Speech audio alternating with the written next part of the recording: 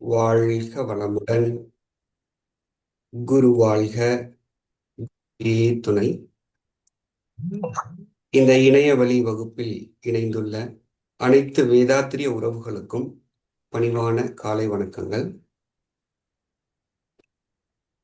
இன்று அற்புதமாக நமக்கு தவம் நடத்திய புவனா அம்மா அவர்களுக்கும், இந்த நிகழ்வை வழிநடத்தி கொண்டிருக்கக்கூடிய பகிரதி அம்மா அவர்களுக்கும் எனது வணக்கங்களை தெரிவித்துக் கொண்டு இன்றைய சிந்தனைக்கு செல்வோம். இன்று நாம் சிந்திக்க இருக்கும் தலைப்பு போதனையும் சாதனையும் என்ற தலைப்பு. நம்முடைய ஆசான் அருள் தந்தை வேதாத்ரி மகரிஷி அவர்கள் கூறுவது, மனவளக்கலை என்பது வெறும் போதனை மார்க்கம் அல்ல, இது ஒரு சாதனை மார்க்கம் அப்படின்னு சொல்லுவாங்க. ஏன்னா போதனையும் நம்ம சொல்றோம், ஆனா போதனையை விட ரொம்ப முக்கியமானது சாதனை அப்படின்ட்டு மகரிஷி அவர்கள் வலியுறுத்தி சொல்லியிருக்காங்க. அதை பற்றி நம்ம இப்போ சிந்திப்போம். முதல்ல மார்க்கம் அப்படின்னா என்னன்னு பார்த்துக்கலாம். மார்க்கம் என்பது பாதை அப்படின்னு நம்ம சொல்றோம் இல்லைங்களா? பொதுவாக நம்ம வழித்தடங்களை மார்க்கம் சொல்லுவோம். போக்குவரத்துக்கு கடல் மார்க்கமாக செல்கிறோம், வான் மார்க்கமாக அப்படின்லாம் சொல்லுவோம் இல்லைங்களா? ஒரு போகக்கூடிய பாதை அப்படின்னு சொல்றோம். இறைவனை அடைவதற்கு ஆன்மீகத்துல 2 மார்க்கங்கள் சொல்லுவாங்க. ஒன்று பக்தி மார்க்கம், இன்னொன்று ஞான மார்க்கம் அப்படின்ட்டு நமக்கு கொடுத்துருக்காங்க. ஸோ பக்தி மார்க்கம் என்பது உணர்ந்தவர்கள் கூறியதை உணராதவர்கள் அப்படியே நம்பிக்கையின் அடிப்படையில் ஏற்றுக்கொண்டு வழி நடப்பது பக்தி மார்க்கம். ஞான மார்க்கம் என்பது விளக்கங்களை வைத்து நாம் ஒரு புரிதலுக்கு வந்து அதன்படி நடத்தல், அது வந்து ஞான மார்க்கம் அப்படின்ட்டு நமக்கு கொடுத்துருக்காங்க. இந்த 2 மார்க்கங்கள்லையுமே ஒரு பொதுவான விஷயம் என்ன நடக்குதுன்னா, போதனை அப்படிங்கிறது நடக்குது. பக்தி மார்க்கத்திலும் போதிக்கப்படுகிறது, ஞான மார்க்கத்திலும் நமக்கு போதனை கிடைக்கிறது. முதல்ல இந்த போதனை என்றால் என்ன அப்படின்னு பார்க்கலாம்.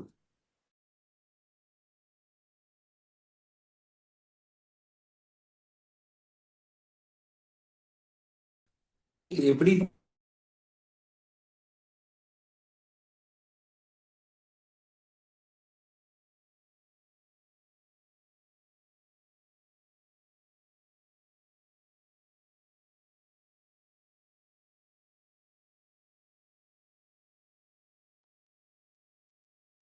வாழ்க வளமுடன் ஐயா. சத்தம் வரவில்லை.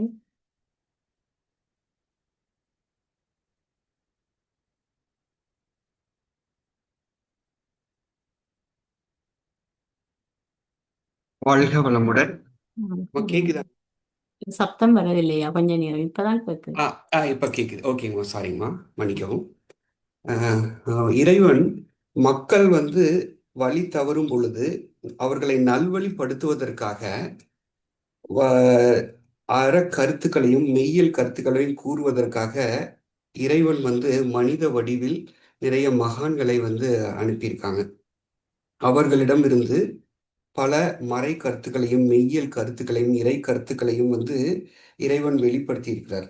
அந்த மாதிரி தான் நிறைய மறை நூல்கள் நமக்கு வந்திருக்கு. இது வந்து பல ஆயிரம் ஆண்டுகளாக ஒவ்வொரு நூற்றாண்டிலுமே ஒவ்வொரு மகான்கள் தோன்றி அந்த மகான்கள் வந்து நமக்கு நிறைய கருத்துக்களை எல்லாம் சொல்லியிருக்கிறாங்க. சில மறை நூல்களில் இருக்கக்கூடிய வார்த்தைகள் பார்த்தீங்கன்னா, அது எல்லாருக்குனாலையும் புரிந்து கொள்ள தன்மையில் இருக்கு.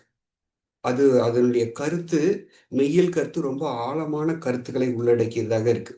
அதை வந்து மக்களுக்கு விளக்கி கூறுவதற்காக உணர்ந்தவர்கள் வந்து ஏற்பாடு செய்தது தான் வந்து இந்த போதனை என்ற ஒரு முறை. இப்போ மனவளக்கலையிலேயே பார்த்தீங்கன்னா, மகரிஷி அவர்கள் ஏராளமான கவிகள் எழுதியிருக்காங்க. ஒரு 2000க்கும் மேற்பட்ட ஞானக்களஞ்சிய பாடல்கள் எழுதியிருக்காங்க. அந்த கவிதைகள் எல்லாம் பார்த்தீங்கன்னா, சாமிஜிக்கு எப்போ தோணுன்னே தெரியாது. திடீர்னு இரவு நேரங்களில் கூட நம்ம சொல்லி மூத்த பேராசிரியர்கள் சொல்லி கேட்டிருக்கோம். இரவு நேரங்களில் திடீர்னு சாமிக்கு ஒரு பாடல் வருமாமா, உடனே கூட இருக்கக்கூடியவர்கள், அந்த புலவர் ஐயா இவங்கெல்லாம் வந்து ரெடியாக இருப்பாங்களாமா, அவர் சொல்ல சொல்ல எழுதுறதுக்காக. ஏன்னா இறைவன் வந்து உணர்த்துறான். அதுக்கு என்னன்ட்டு அந்த அவருக்கு உணர்வு நிலை தான் இருக்கு. வார்த்தைகள் இப்ப நுண்மான் நுழைப்புலன் அப்படிங்கிற ஒரு வார்த்தை. அந்த வார்த்தை வந்து நம்ம பொதுவா இப்ப பயன்படுத்துறதில்ல. அதுக்கு விளக்கம், ஒரு ஆழமான விளக்கங்கள் இருக்கு. அந்த மாரி ஒவ்வொரு சில இறையியல் வார்த்தைகளுக்குள்ளேயும் நெறைய கருத்துகள் இருக்கு. அத வந்து எடுத்து விளக்கி கூறுறதுக்கு உணர்ந்தவங்கனால மட்டும் தான் முடியும். அதே மாரி தான் ஒவ்வொரு நூல்கள்லயுமே சொல்லலாம். இப்ப வந்து திருக்குறள் அப்படின்ட்டு இருக்கு இல்லைங்களா? உலக பொதுமறை 2 அடியில அந்த அவ்ளோ விஷயங்கள் ஒரு 50 பக்கத்துக்கு கூட விளக்கம் எழுதலாம். அந்த அளவுக்கு அ ஆழமான, செறிவான விஷயங்கள் அந்த 2 அடியில குடுத்துருக்காங்க. அதே மாரி தான் ஒவ்வொரு நூல்களுமே திருவாசகம், திருமந்திரம், அ வள்ளலார் எழுதிய திருவருட்பா, மகரிஷியுடைய ஞானகளஞ்சியம் இது எல்லாமே பார்த்தீங்கன்னா, ரொம்ப ஆழமான விஷயங்கள் இருக்கு. அப்ப வந்து அத விளக்கி எளிய மக்களும் புரிஞ்சுக்கிற வகையில இந்த போதனை அப்படிங்கிறது ஒரு நடைமுறையில பல்லாயிரம் ஆண்டுகளாகவே இருந்துட்டு வருது. கோயில்கள்லயே பார்த்தீங்கன்னா, போதனை இந்த மாரி சத்சங்கம் நடத்துவதற்காக பெரிய மண்டபங்கள்லாம் கட்டி, மக்கள் ஈவினிங் டைம்ல இப்பல்லாம் அந்த காலங்கள்ல என்டர்டெயின்மென்ட் இருக்காது. மக்கள் வந்து எப்பவுமே இறை சிந்தனையிலே இருக்கிறதுக்காக, சாயந்தர நேரங்கள்ல இந்த மாரி தவங்களும், சத்சங்கங்களும் நடந்துட்டு இருந்துச்சு. அப்போ இந்த மாரி உணர்ந்தவர்கள் வந்து கருத்துக்கள விளக்கி கூறிட்டு இருந்தாங்க. அதனால என்ன ஆச்சு? உணர்ந்தவர்கள் கூறும்பொழுது மாற்றம் நிகழ்ந்தது. மக்களிடம் வந்து நெறைய பழக்கவழக்கங்களிலும், உடல்நிலையிலும், மனநிலையிலும் நெறைய மாற்றங்கள். சத்சங்கம் போனாலே, அந்த குருவினுடைய வார்த்தைகளை கேட்டாலே, அவங்க பியூரிஃபிகேஷன் ஆகுற அளவுக்கு மாற்றங்கள் நிகழ்ந்தன. அதனால அந்த மாரி சத்சங்கங்கள் சொல்றவங்களுக்கு நெறைய மரியாதை கிடைச்சது. நெறைய புகழ் கிடைச்சது. நெறைய பொருள் கிடைத்தது. இல்லைங்களா? அந்த மாதிரி தான் சத்சங்கங்கள் வளர்ந்தது. அதை பார்க்கும் பொழுது, உணராதவங்களுக்கும் ஆசை வந்துச்சு. ஓ! இவரு இந்த மாரி கிளாஸ் நல்லா எடுக்குறாரு. இவருக்கு நெறைய கூட்டம் வருது. இவருக்கு நல்ல மரியாதை குடுக்குறாங்க. நானும் எடுக்கிறேன். அப்படின்ட்டு தான் பேச்சுக்களே. அவங்களும் நல்லா பேசி தான் கத்துக்கிட்டாங்களே ஒழிய, அவங்க சொல்றத கேட்டு கேட்டு, அதையவே போய் சொல்றாரு. ஆனா, ஒ உண்மையிலேயே அந்த அகத்துல அந்த உணர்வு இல்லாம, வார்த்தைகள்னால மாற்றங்கள் கொண்டு வர முடியாது. இப்ப வாய் அளவுல அவர் ஒரு போதனை சொல்றாரு. அவரும் அதே கருத்துக்கள் தான் சொல்றாரு. ஆனா மக்களிடத்துல பெருசா மாற்றம் வரல. அப்ப அந்த மாரி தான் இப்ப இந்த போதனைங்கிறது ரொம்ப ஒரு பெரிய இண்டஸ்ட்ரி ஆயிடுச்சு. இப்ப பார்த்தீங்கன்னா, அந்த ஆன்மீக சொற்பொழிவுங்கிறது பரவலா நடக்குது. இப்ப மார்கழி மாதம் தொடங்க போது. அப்போ பார்த்தீங்கன்னா, நெறைய இசை நிகழ்ச்சிகளும், ஆன்மீக சொற்பொழிவுகளும் நடக்குது. சில நட்சத்திர சொற்பொழிவாளர்கள்லாம் பார்த்தீங்கன்னா, வெளிநாட்டுக்கு போய் ஆன்மீக சொற்பொழிவு பண்றாங்க. அதுக்கெல்லாம் அவங்க வந்து பார்த்தீங்கன்னா, லட்சக்கணக்கில அமௌண்ட் வாங்குறாங்க. ஒரு சினிமா நடிகர் ஒரு மேனேஜர் வச்சுட்டு கால் ஷீட் மேனேஜ் பண்ற மாதிரி, சொற்பொழிவாளர்களும் எந்தெந்த ஊர்ல, எந்தெந்த நாட்ல எப்பப்ப டைம் எடுக்கிறா அவரு போகணும்னா, அவருக்கு ஃபீஸ் மட்டும் இல்லாம, ஃப்ளைட் டிக்கெட் எடுத்து குடுக்கணும். அதுக்கப்புறம் ஸ்டார் ஹோட்டல்ல ரூம் போட்டு குடுக்கணும். அப்டின்னா தான் அவர் வந்து ஸ்பீச் குடுப்பார். அந்த அளவுக்கு வந்து பார்த்தீங்கன்னா, முதல்ல எல்லாம் அ இறை தொண்டு பண்ணவங்க, சிவனடியார்கள்லாம் வந்து ஏதோ சோறு கிடைச்சா போதும் நடந்தே போய் கோயில் கோயிலா இந்த இறை கருத்துக்களை எல்லாம் சொல்லிட்டு வந்தாங்க. அவங்களுக்கெல்லாம் பெரிய பணமே தேவைப்படல. ரொம்ப எளிமையா வாழ்ந்து இந்த கருத்துக்கள பரப்புனாங்க. ஆனா, இப்ப அதனுடைய நடைமுறையே மாறிடுச்சு. ஆன்மீகம் பேசுறவங்கலாம் பார்த்தீங்கன்னா, நல்ல வசதியானவங்கன்னா அதுக்கு ஒரு மதிப்பு அந்த மாதிரி போயிட்டுருக்கு. அப்படி பேசுறவங்களும் இப்ப நடக்கக்கூடிய ஆன்மீக சொற்பொழிவுகள்லாம் பார்த்தீங்கன்னா, மக்கள வந்து திருப்திப்படுத்தணும், சந்தோஷப்படுத்தணும். உண்மையான மெய்யியல் கருத்து சொல்றவங்க, உணர்ந்தவர்கள், "நீ ராஜாவா இருந்தாலும் இதுதான் உண்மை. உண்மைய தான் பேசுவேன்ட்டு" அவங்க உண்மையான மெய்யியல் கருத்துக்கள சொன்னாங்க. ஆனா, இப்ப பேசுறவங்க யாரு ஆள்களுக்கு தகுந்த மாரி ஸ்பீச்ச மாத்துறது. அவங்கள சந்தோஷப்படுத்துற மாரி, அதுல நகைச்சுவை உதாரணங்கள், இதெல்லாம் சொல்லி மக்கள ஈர்க்கிற மாரி பேசி, கூட்டத்த வந்து நல்லா வர வைக்கிறாங்க. ஸோ அதுதான் நெறைய இவர் பேசினா நல்லா கூட்டம் வருது. அப்டின்னா அவருக்கு வேல்யூ அதிகம். அவருக்கு நெறைய பணம். அதுல நுழைவு கட்டணம். அதுல ஒரு வருமானம். இந்த மாதிரி தான் நெறைய இடங்கள்ல நடக்குது. இது வந்து ஆன்மீகத்துக்கு மட்டும் பொருந்தாது. எல்லா இதுக்குமே. அதுவும் வந்து இந்து மதத்தில மட்டும் இல்ல. எல்லா மதத்திலயும் இது பொருந்தும். இப்போ ஒரு கிறிஸ்டியானிட்டில ஒரு ஃபாதர் நல்லா ஸ்பீச் குடுக்குறாருன்னா, அவர் வெளிநாட்டுக்கெல்லாம் போய் பேசிட்டு வர்றாரு. அதே மாரி தான் இஸ்லாம்ல. எல்லா மதங்கள்லயுமே இருக்கு. எல்லா அமைப்புகளிலேயுமே இது இருக்கு. அப்போ அந்த மாரி இவ்வளவு போதனைகள் நடக்குது. உலகம் ஃபுல்லா நடக்குது. இப்போ டெக்னாலஜி வளர்ந்துருச்சு. நம்மளும் இப்போ Zoomல எல்லாம் பேசிட்டே இருக்கோம். ஸோ இந்த மாதிரி நிறைய போதனைகள் நடந்தாலும் மக்களிடம் மாற்றம் வருதா அப்படின்னா அது ஒரு மிகப்பெரிய கேள்விக்குறியாக தான் இருக்கு. மக்களிடம் இத்தனை போதனைகள் கேட்டும் ஏன் வரலைன்னா, சாமிஜி சொல்ற மாதிரி போதிப்பவர்கள் உணர்ந்து ஓதுறாங்களாங்கிறது ஒரு கேள்விக்குறி. ஓதி ஓதி உணர்றது ஒரு முறை இருக்கு. அது சாமிஜியே சொல்லியிருக்காங்க. நம்மளாம் அதை தான் ஃபாலோ பண்ணிட்டு இருக்கோம். ஓதி ஓதி தான் கொஞ்சம் கொஞ்சமா பியூரிஃபை ஆயிட்டு இருக்கோம். இன்னும் நிறைய ஆக வேண்டியது இருக்கு. நமக்குள்ளேயும் நிறைய கலங்கங்கள் இருக்கு, மாற்றங்கள் வர வேண்டியிருக்கு. நம்ம இன்னும் அந்த நிலைக்கு வரல அப்படின்ட்டு நான் ஃபீல் பண்றேன். ஸோ அந்த மாதிரி மக்களிடம் மாற்றம் வரணும்னா நம்ம வந்து முடிந்த அளவுக்கு அதை கடைபிடிக்கணும் அப்படிங்கிறத வலியுறுத்தி சொல்றாங்க. அதுக்கு ராமகிருஷ்ண பரமஹம்சருடைய ஒரு உதாரணம் கூட சொல்லுவாங்க. அது நம்ம எல்லாத்துக்கும் தெரிந்தது தான். நம்ம எல்லாம் நிறைய கிளாஸ்ல எடுத்திருப்போம். ஸோ ஒரு குழந்தை வந்து ஸ்வீட் சாப்பிடுதுன்னு அவங்க அம்மா வந்து அட்வைஸ் கொடுக்க சொல்றாங்க. அவர் ஆனா இப்ப குடுக்கல. நான் ஒரு 3 நாள் கழிச்சு வாங்க, இல்ல 1 வாரம் கழிச்சு வாங்கன்னு சொல்றாரு. சொல்லிட்டு அவரு முதல்ல சாப்பிடுறத நிறுத்துறாரு. நிறுத்திட்டு அதுக்கப்புறம் வந்து அட்வைஸ் பண்ணதா நம்மகிட்ட சொல்லியிருக்காங்க இல்லைங்களா? மகான்கள்லாம் வந்து அவங்க கடைப்பிடித்தது தான் சொல்லுவாங்க. இப்ப நம்ம சில நேரங்கள்ல சாமிஜியுடைய கருத்துக்கள் சொல்றோம். கடைப்பிடிக்கலைன்னா கூட அதற்கான ஆழ்ந்த விருப்பமும், ஒரு பயிற்சி தொடர்ச்சியும் இருக்கணும். இருந்தால் கண்டிப்பா நமக்குள்ளேயும் மாற்றம் வரும் அப்படின்ட்டு நமக்கு குடுத்திருக்காங்க. இப்ப பாத்தீங்கன்னா,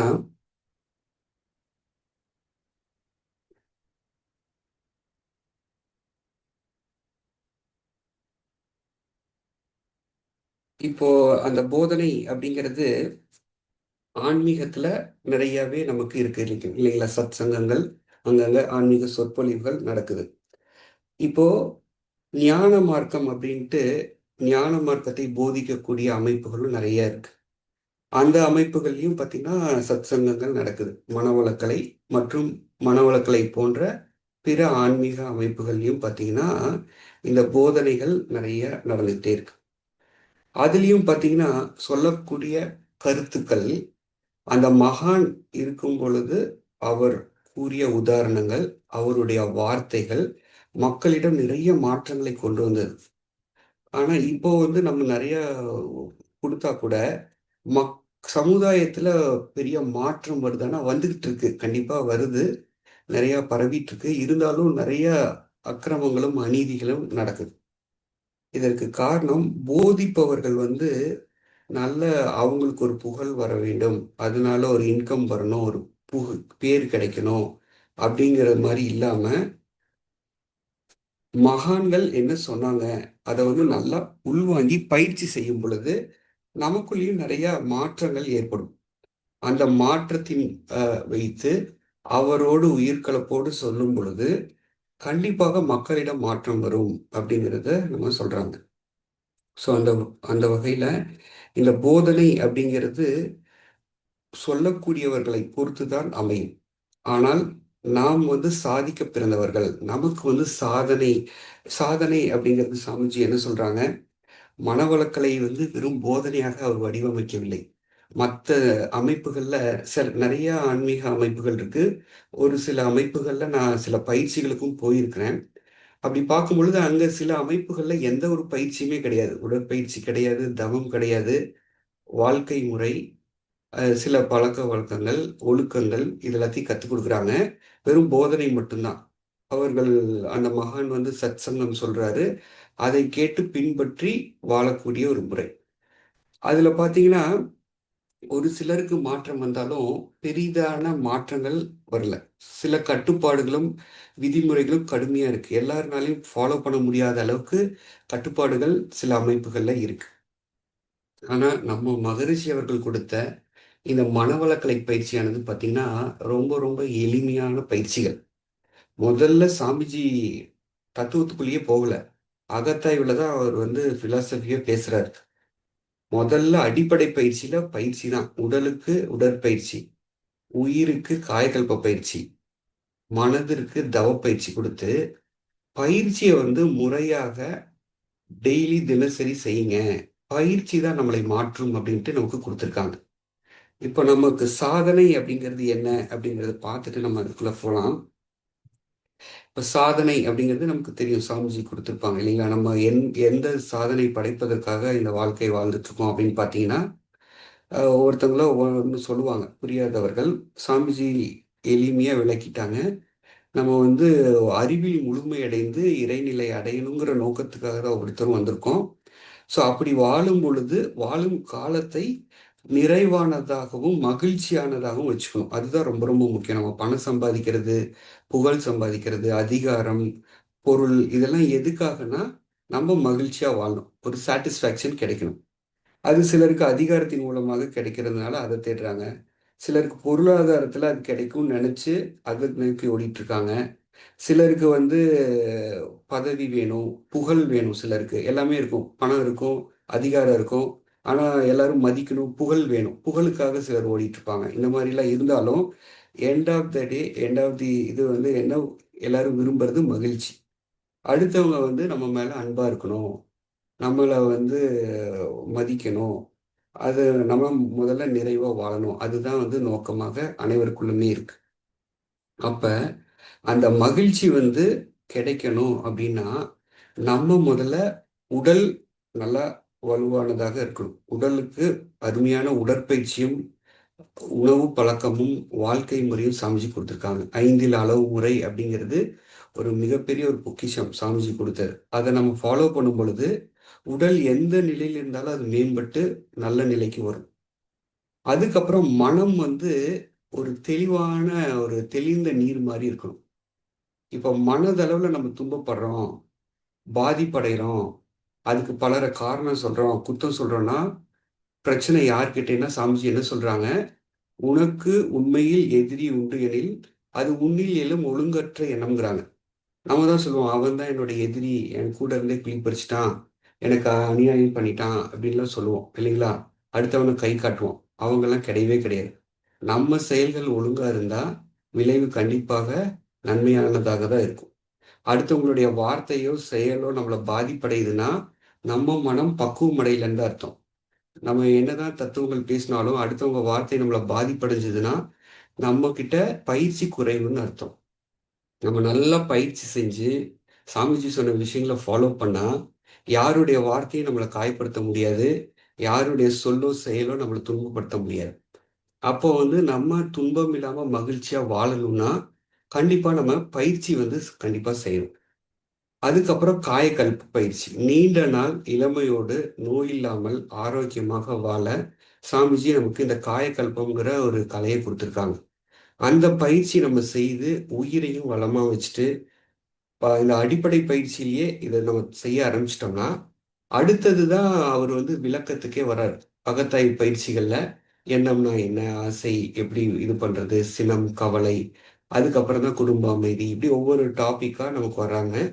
வந்து அந்த இறைநிலை விளக்கம், நான் யார் அப்படிங்கிற தன்னிலை விளக்கம் கொடுக்குறாங்க.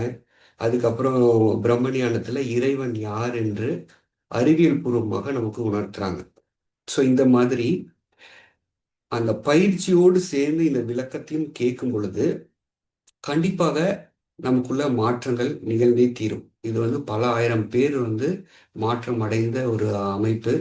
இது வெறும் போதனை மட்டும் இல்லை. இதுல மாற்றம் வரலினா நம்ம கிட்ட பயிற்சி இல்லை, பயிற்சி குறைவுன்னு அர்த்தம். பயிற்சி செய்தவர்கள் அனைவருமே மாறியிருக்காங்க. பல பேர் ஒரு 10 ஆண்டுகளாக குழந்தை இல்லாதவங்க கூட இந்த முறையாக காயகல்ப பயிற்சி செய்து கருவுற்றிருக்கிறாங்க, குழந்தை பெற்றிருக்காங்க. அதுக்கப்புறம் பல நோய்கள்லேருந்து விடுபட்டிருக்காங்க. ரொம்ப கோபக்காரனா இருந்து ரொம்ப பொறுமையாக எல்லாத்தையும் ஹேண்டில் பண்ணக்கூடிய நிலைக்கெல்லாம் பலர் உயர்ந்திருக்காங்க. இதெல்லாம் நம்ம கண்கூடாக பார்க்க முடியும். அப்போ இந்த மனவளக்கலை என்பது ஒரு சாதனை மார்க்கம். அப்போ இதை எப்படின்னா நம்ம பயிற்சி தான் செய்ய வேண்டும். பயிற்சி வந்து முறையாக செய்யணும். இப்போ வீட்டில் வந்து நம்ம பயிற்சி செய்யும் பொழுது நமக்கு சூழல் அமையாது. நிறைய பேர் இங்கே மனவளக்கலைக்கு வர்றவங்க பயிற்சி எடுப்பாங்க.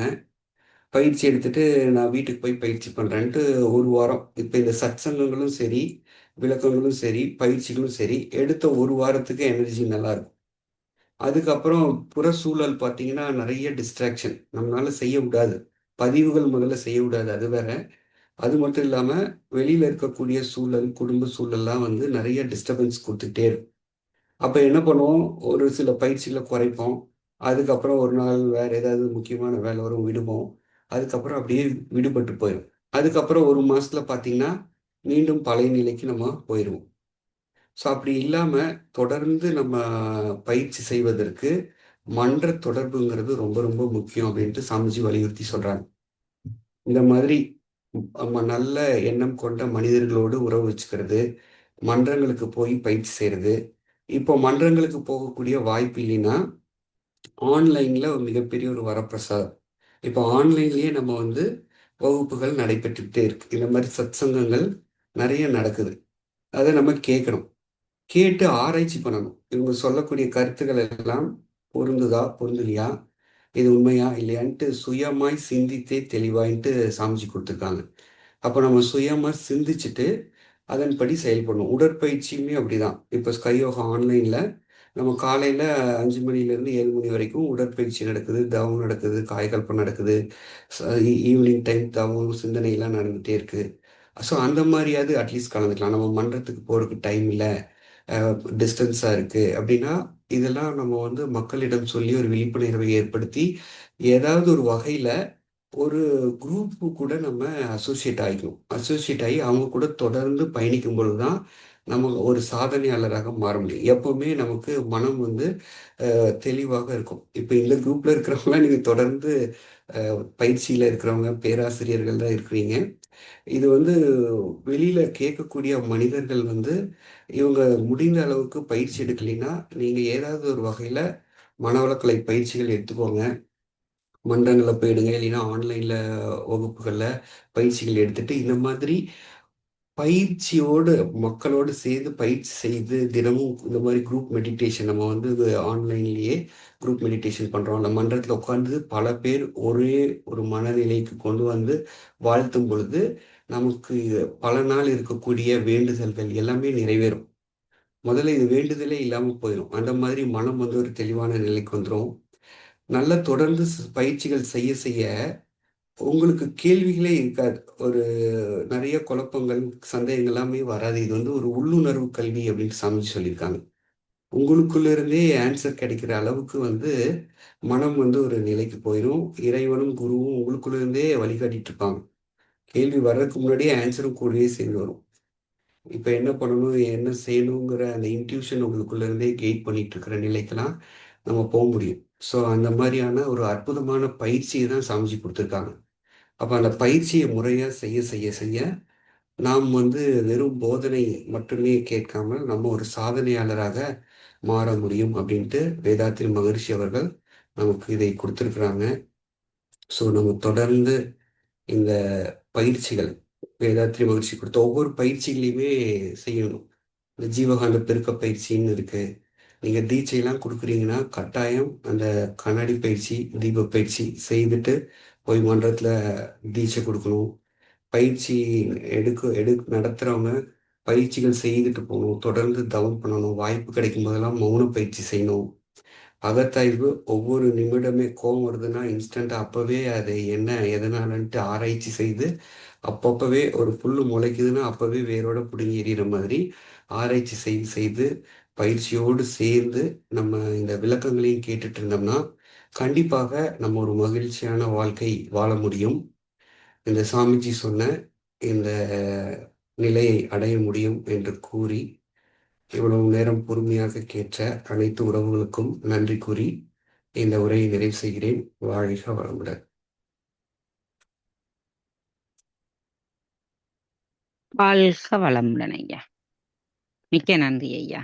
போதனையும் சாதனையும் என்ற தலைப்பிலே சுவாமியின் கருத்துக்களை முன்வைத்து நமக்கு நல்லதொரு சத்சங்கத்தை வழங்கியிருந்தீர்கள். மனவளக்கலை வந்து ஒரு போதனை மார்க்கம் அல்ல, அது ஒரு சாதனை மார்க்கம் என்று சொல்லி, மார்க்கம் என்றா